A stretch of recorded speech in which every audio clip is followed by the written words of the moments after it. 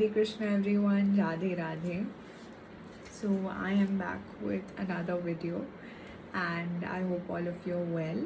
Today we are going to do shloka number 22 where we are going to discuss further more about what Sri Krishna tells Arjuna about violence and why it was very important for him to continue to do his duty irrespective of what was happening in terms of his emotions. So here it goes like Vasam Jirnani Yatha Vihaya Navani Grihanati Naroparani Tatha Sharirani Vihaya Jirnani Anyani Samyati Navani Dehi, which means as a person puts on new garments, giving up old ones, similarly, the soul accepts new material bodies, giving up the old and useless ones. Change of body by the atomic individual soul is an accepted fact. Even some of the modern scientists who do not believe in the existence of the soul but at the same time cannot explain the source of energy from the heart have to accept continuous changes of body which appear from childhood to boyhood and from boyhood to youth and again from youth to old age. From old age, the change is transferred to another body. This has already been explained in the previous verse. Transference of the atomic individual soul to another body is made possible by the grace of Supersoul. The Supersoul fulfills the desire of the atomic soul as one friend fulfills the desire of another. The Vedas like the Mundaka Upanishad as well as the Shvetashvatara Upanishad compare the soul and the Supersoul to two friendly birds sitting on the same tree. One of the birds, the individual atomic soul, is eating the fruit of the trees and the other bird, Krishna, is simply watching his friend. Of these two birds, although they are the same in quality, one is captivated by the fruits of the material nature, while the other is simply witnessing the activities of his friend. Krishna is the witnessing bird, and Arjuna is the eating bird. Although they are friends, one is still the master and the other is a servant. Forgetfulness of this relationship by the atomic soul is the cause of one's changing his position from one tree to another or from one body to another. The Jiva soul is struggling very hard on the tree of the material body, but as soon as he agrees to accept the other bird as the supreme spiritual master, as Arjuna agreed to do by voluntarily surrendering unto Krishna for instruction, the subordinate bird immediately becomes free from the lamentations. Both the Katha Upanishad and Shvetashvatara Upanishad confirm this, which says, Samane vrikshe purusho nimagno nishaya sochati muhuyamanah justam yada pashyati anyam isham asya Mahimanam iti vita shoka. Although the two birds are in the same tree, the eating bird is fully engrossed with anxiety and mostness as the enjoyer of the fruits of the material tree. But if in some way or other he turns his face to his friend who is the Lord and knows his glories, at once the suffering bird becomes free from all anxieties. Arjuna has now turned his face towards his eternal friend Krishna and is understanding the Bhagavad Gita from him.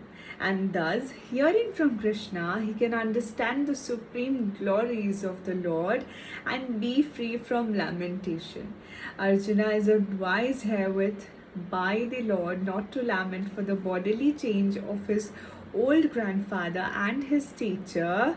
He should rather be happy to kill their bodies in the righteous fight so that they may be cleansed at all of all reactions from various bodily activities. One who lays down his life on the sacrificial altar or in the proper battlefield is at once cleansed of bodily reactions and promoted to a higher status of life.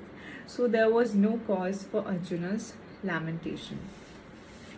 This is what has been discussed in text 22, where we are trying to understand that the person changes, the soul changes bodies like we change our clothes. And it's like we give up our old clothes and wear new ones. Similarly, the soul gives up old bodies and enters a new body. Same way, the soul changes bodies. Now, transfer takes place by grace of Paramatma, that is Sri Krishna himself. Unless he permits that the soul can change the body or the soul can die, the soul cannot change the body, and hence he frees them from the suffering of old age. The sooner he grants them that grace. And they also fulfill the soul's desire of getting a new, good, energetic body. So, scientists don't know the source of energy from the heart is soul. Until now, they are thinking that the source of energy is still oxygen and food, but they yet haven't realized that in the Vedas it has already been given that the source of energy comes from the soul, and that energy is given to the soul by the Paramatma, that is God Himself. Because there's energy given to the soul, and the soul is situated in the heart can pump blood and it can work because of that energy. Once that energy source is taken away, the heart stops pumping blood, and then obviously the body stops working, and then you call it a dead body. So in the Mundaka Upanishad plus Svetashvatara Upanishad, it is written that the soul and the super soul are two friends, and they're like two birds on the same tree. They're sitting beside each other. Basically, they are placed in the heart, the soul and the super soul. That is Jivatma and Sri Krishna himself. They are present in the heart together. So what happens is, it says that one of the soul, that is the Jivatma, is eating the fruit of the tree, and here they are talking about the material tree, right? Like when we try to enjoy all the five senses, that is kind of like eating the fruit of the material tree, and hence they act like servants, right? They become servant of Maya, and from there comes anxiety and sorrow, because they get used to sense pleasure, and sense pleasure is something that degrades you further. So the more discipline you have on your senses, the more stronger you can get in terms of controlling your mind and your soul. For example, if you cannot control your five senses, then it gets difficult to control the mind. So what happens is, here it says that once Jivatma accepts Sri Krishna's supremacy and surrenders in front of him, he becomes free from all the sadness and the lamentation. Once he turns his face to Sri Krishna and his Leelas, he has already come to the, the expert of solving all the problems, of directing the whole life, everything. So now Sri Krishna takes in responsibility of taking the soul to its end goal or life purpose, and Sri Krishna shows the way. So it is also written in Katha Upanishad and Shvetashvatara Upanishad.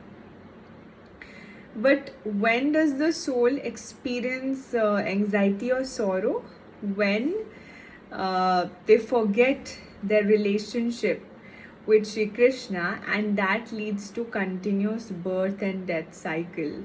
That is coming to the same samsara in terms of struggle. That is where a soul actually suffers, being born again and again, because this material world, as in Bhulok, is dualistic in nature, and whatever sense pleasure gives you happiness at first, the same sense gives you anxiety and sorrow in the end.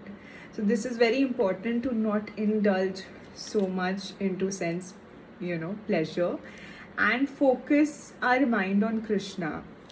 So Krishna is the one who is watching the other soul. He's the supreme soul. And what happens is he's witnessing all the activities as a master. He's seeing what all we are doing, whether we are following dharma or not, whether we are, saying the truth or lying, whether we are doing our duties and fulfilling all the responsibilities with diligence or we are running away from this. He's keeping a record of everything, but he stays silent unless and until you surrender to him and you tell him that please show me the way.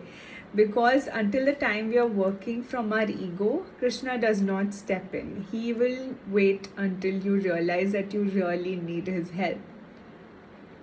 So Sri Krishna says, Arjuna, don't worry, your relatives and family will be given a new body, and you are relieving them of their sins, and they will be promoted to higher status of life. So it is said that whoever goes into the sacrificial altar of the battlefield, their sins are cleared. So mostly the armies and everyone who is fighting for justice and who has lost their lives, their sins and everything, their karmic debt is all cleared. So that's all for today, and I hope you're enjoying learning. If you are, please like and subscribe to my channel. Make sure you're sharing with your loved ones so that they can learn and awaken at the same time, because this is the whole point of taking birth as human beings. It is to go back to Godhead and to realize our relationship with Shri Krishna. Once we realize our relationship with Shri Krishna, everything falls back to place. Your career, your all aspects of life. But he's the origin. It all starts from him, and he's the only one who can show you the right way. So yes, make sure that you do a good karma. Share it so that good karma comes back to you as well. And the more you share good knowledge, the more you share blessings, the more it grows. So make sure to share it. I'll be back tomorrow with another video. Until then, please do your namjap and take care of yourself. Hare Krishna, Radhe Radhe.